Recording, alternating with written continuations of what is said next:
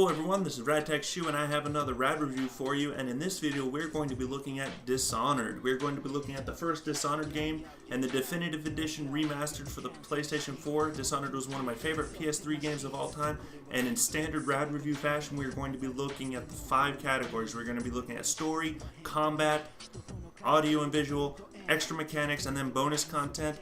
5 points in each category for a max possibility of 25. I can't wait to get into this game and show you guys what this game has to offer. It was a lot of fun. It's one of my favorite PS3 games of all time. So without further ado, let's get right into the story.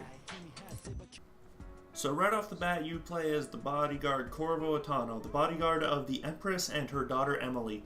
And they start right off the bat with giving you a little bit of a character building moment where it shows that Corvo is on good, friendly terms with the Empress and her daughter Emily. You're very well trusted and liked and appreciated by your peers and by the Empress and her daughter.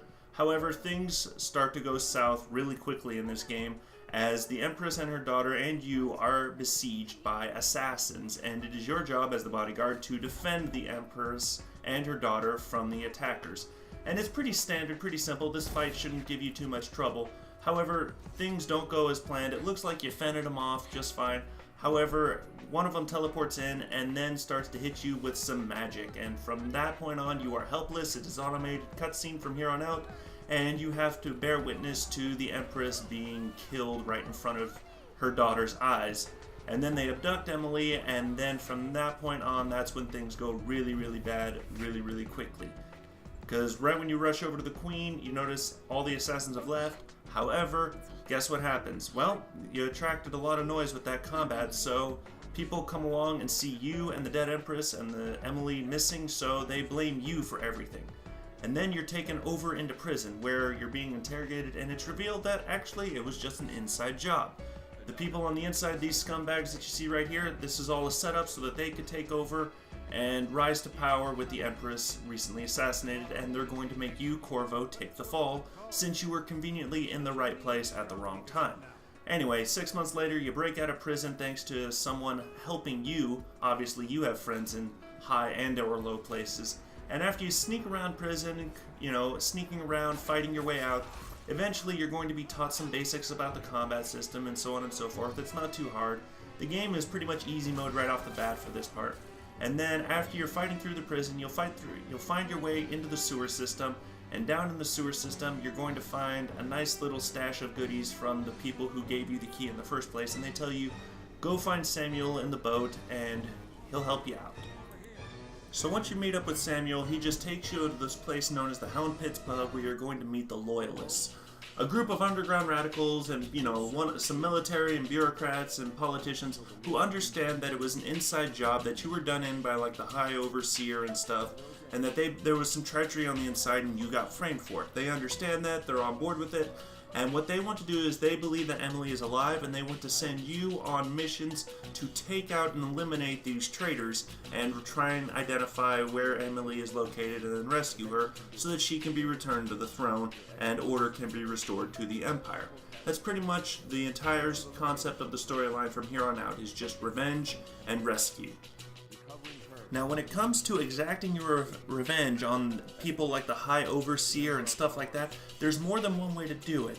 You can do it through lethal or non-lethal means. There's more than one way. You can just straight up murder every enemy you come across, or you can try and be more pacifistic in your approach. You can choose to be more crafty and clever, or you can just be straight up a violent murderer.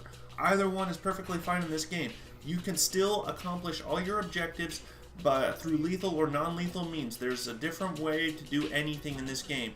So for instance, right off the bat right here, first mission, you go after the High Overseer. You can either kill him and fight him to the death, or you can choke him out, take him over to the interrogation room where Corvo was locked in the chair back when he was arrested several months ago for the false accusation of killing the Empress.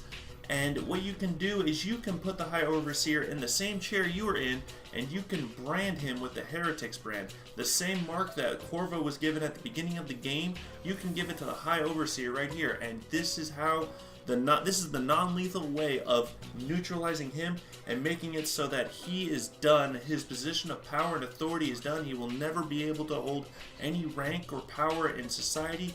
His reputation is done, and the mission is accomplished, and now you can return to the Hound Pits pub for the next quest in the storyline. So there's more than one way to get your revenge as Corvo. Either one is acceptable, either one is fun, and there's a lot of different approaches to how you can go about taking out your opponents.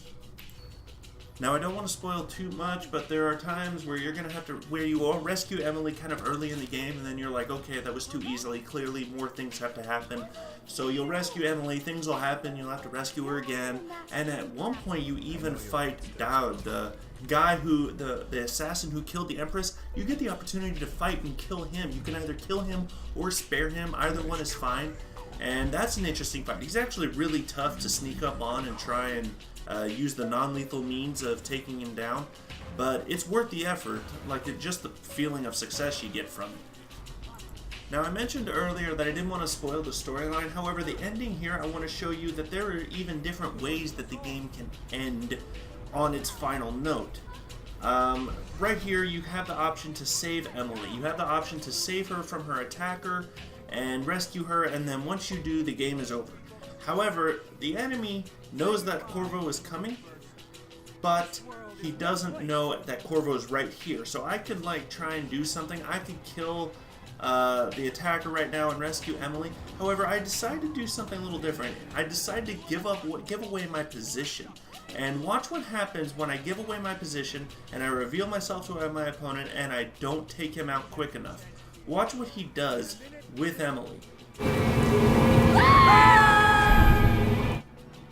Well, that was disappointing, so I decided, luckily for me, right before this happened, I decided to save, and so what I did was I just reloaded it, and I was like, okay, now let's try that again, and me actually putting forth some effort into rescuing Emily and preventing her death. So right here, we just go ahead, we choke out the guy, he'll fall off the cliff anyway, even though I tried to use a non-lethal means of taking him out. The ragdoll physics decide, hey, let's make him fall off the cliff and fall to his death anyway. But anyway, you rescue Emily, but there are multiple different ways the game can end.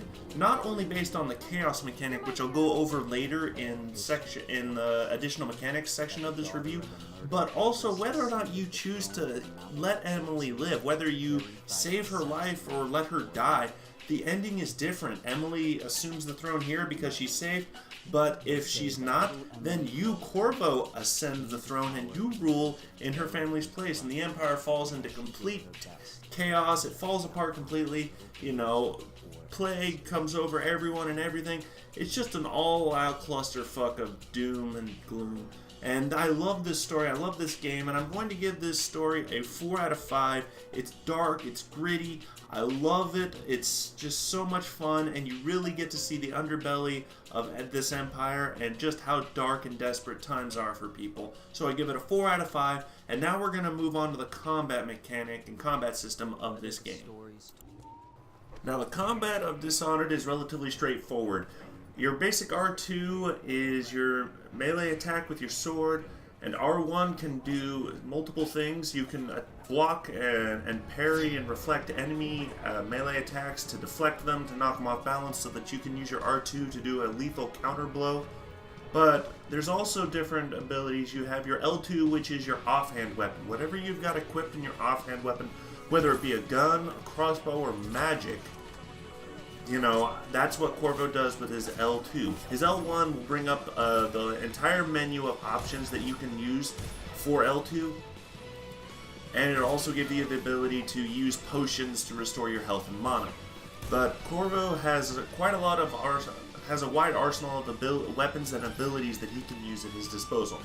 But his basic R2 is his melee attack. His R1 is to block and deflect enemy attacks, enemy melee attacks, mind you, back and knock them off balance so that you can get a lethal counter blow, like cutting their head off or finish them off right then and there. As well as R2 can also stab people that are on the ground and trying to recover, and make it so that it'll insta-kill them when they're laying on the ground so that they can't even get up and fight. However, if you press circle, Corvo will squat down and activate his stealth mode, and he becomes much harder to see. And at that point, that's when you have the opportunity to do stealth moves. Corvo had R2 when behind an enemy or right in front of an enemy that Corvo just appeared in front of. You know, the enemy turns around and all of a sudden sees Corvo right there.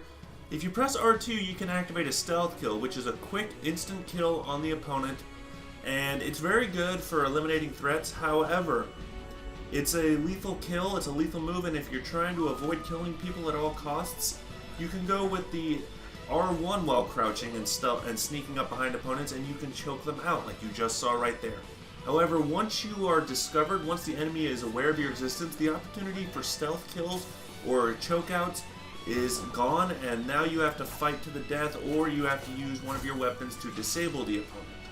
But there's a lot of opportunities for lethal and non-lethal takedowns of your opponents in this game. Not only for story missions and stuff like that, but also just to be, you know, just to advance the storyline. So if you're looking for non-lethal takedowns, sneaking up behind opponents and holding R1 at the right time, and you have to hold it down to choke them out entirely, because if you let go of R1, they'll break free and then the fight will ensue, and the opportunity for stealth takedowns is removed. However, if you're careful and if you're patient, you can take out most of your enemies using lethal or non-lethal takedowns and avoiding direct fights, you know, however you see fit. But the combat system is pretty straightforward with Dishonored. It's pretty straightforward. It's bare bones-ish in a way. You know, you have lethal and non-lethal takedowns. You have the opportunity to go loud and proud and just take on all comers and shoot people with guns if you want. Or you can go with silent stealth kills, even ranged stealth kills. The crossbow can get a stealth kill on enemies from a great distance away. You just shoot them in the head. However, there's also magical abilities. Corvo has the ability to use magic. One of the best abilities for reconning is dark vision, but one of the other rare and unique and fun abilities is possession. Corvo can possess people and animals, and as you can see right here, you can possess an animal and use them to get into areas that you normally couldn't get into as a human. And there's a lot of opportunities to use magic for repositioning, for recon, for attacking. You can summon, you know, a horde of rats to attack enemies if you so wish. That's definitely an opportunity. So there's lethal and non-lethal magic abilities that you can use to take out opponents and advance the storyline however you see fit. So when it is all said and done, I'm going to give the combat system for Dishonored a 4 out of 5. I like the combat system a lot.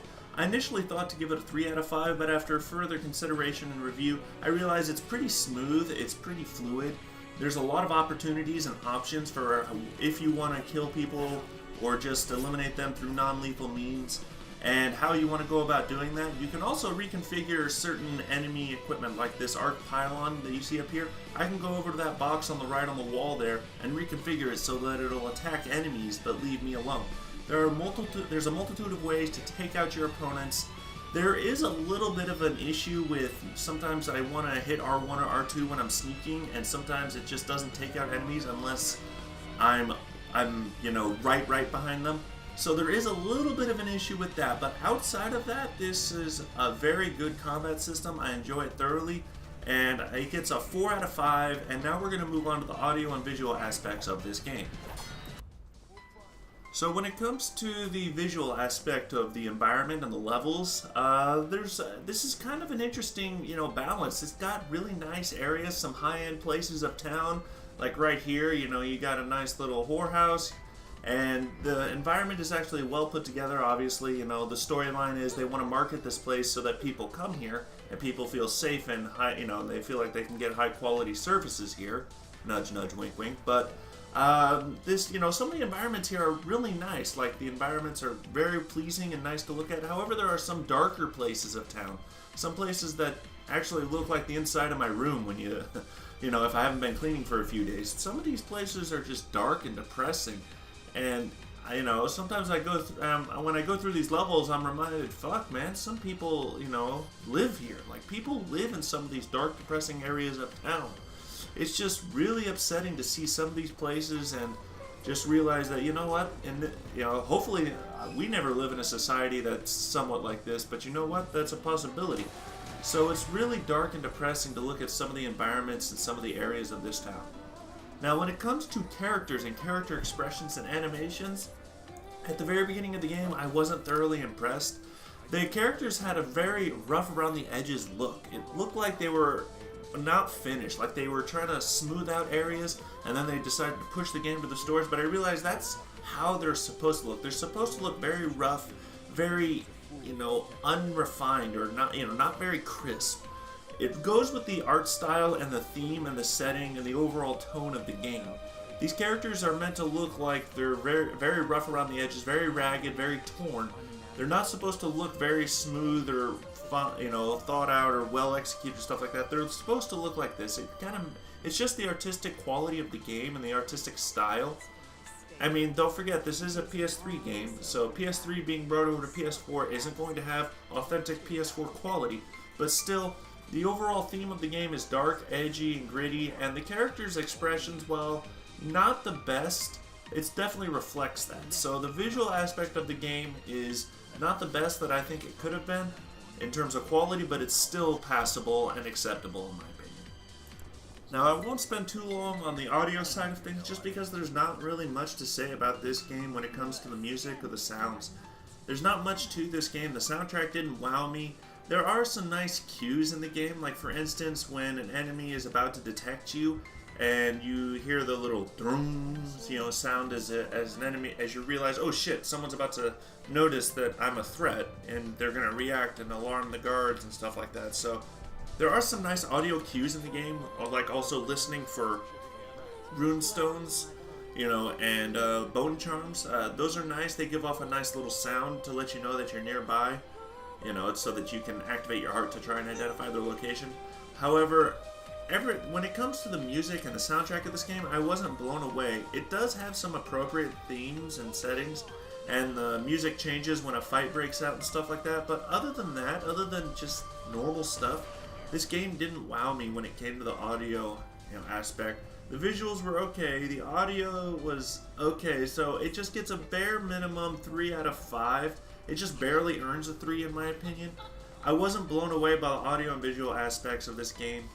The visual stuff is unique and it's entertaining. However, the audio just did not do it for me, and I love it.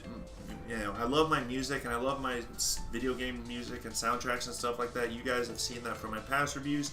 So the music being kind of, bleh in this game really kind of was a letdown for me. But it gets a 3 out of 5 for audio and visual, and now we're going to move on to the other mechanics of the game, and I'm going to explain to you just how they factor into Dishonored. So first off, I'd like to start off with Piero, and there's more to this guy and what he offers. It appears that he offers primarily just an ammunition shop. However, he offers Corvo upgrades. You can find blueprints out on missions, and they provide upgrades for his equipment. Now, you still have to buy those upgrades once you give them to Piero, but you gain the ability to augment your pistol, your crossbow. You can make it so that Corvo has quieter footsteps when he's walking, that your mask can zoom in and listen in and eavesdrop on conversations so that you can hear important plot points. Piero's workshop has a lot more to offer to it than initially meets the eye, so take advantage of him whenever you can. So when it comes to magic, Corvo gains the ability to use magic early on when he receives a visit from the Outsider, this entity that appears to live in the void, and he grants Corvo the ability to use magic and also the ability to learn other magic by finding more of these runes. Runes and bone charms are made out of whalebone, and they possess the ability to give Corvo magical powers and to augment him to make him much more effective in combat as well as other areas. So it's important that you find these runes so that you can unlock more spells and be more capable either in combat or recon or whatever you want to use them for. Once you use them, you can upgrade spells to make them even more powerful and more effective, and the Outsider will give Corvo a heart that you can equip that will identify the location and distance of runes and bone charms. Now, bone charms are different from runes. Runes, you use them once to unlock a spell, and then that's it, and then you have to go find more. However, bone charms are these little things that you equip to Corvo, and they're constantly making small augmentations to Corvo, like his ability to run faster when he carries the body, or his ability to swing a sword faster, or he gets more health when he drinks a potion, or he takes a little bit less damage from enemy projectiles. Bone charms are very useful. Don't knock them. They might not seem as important as runes, but don't knock them. They can be very good when you stack them together with multiples. So it's up to you to find all these items to further augment Corvo's abilities so that the game can be much more easier, as the game can be easier and more enjoyable. So it's up to you to track all these things down. So the last part of this little section that I'm going to talk about is the chaos mechanic. Now the chaos mechanic is rather unique. It is the rating that you get at the end of each mission. At each mission, you're given, an overall rating chart of like how many people you killed, bodies were found, the times the alarm was set off, and so on and so forth. The chaos mechanic appears below all that, and it'll tell you whether the chaos is high or low. What it's referencing is the chaos of the world around you going on. So if you're running around and let's say you're killing everyone, you're just killing every person you find, enemy guards, civilians, anyone. If you're killing as many people as possible, then your overall chaos will be high because you're causing chaos and paranoia and fear throughout the storyline, and the people in the city are just terrified of you. You're building up this huge reputation as a murderous psychopath. Now, if you're trying to go for a low chaos rating, that means you're trying to spare people, you're choking them out or tranquilizing them and putting them to sleep. You're avoiding fights, you're avoiding killing people as often as possible, and you're choosing the non-lethal means of taking out high-value targets like the High Overseer and so on and so forth. So the chaos actually it's more than just a rating, it actually changes certain things later on in the game.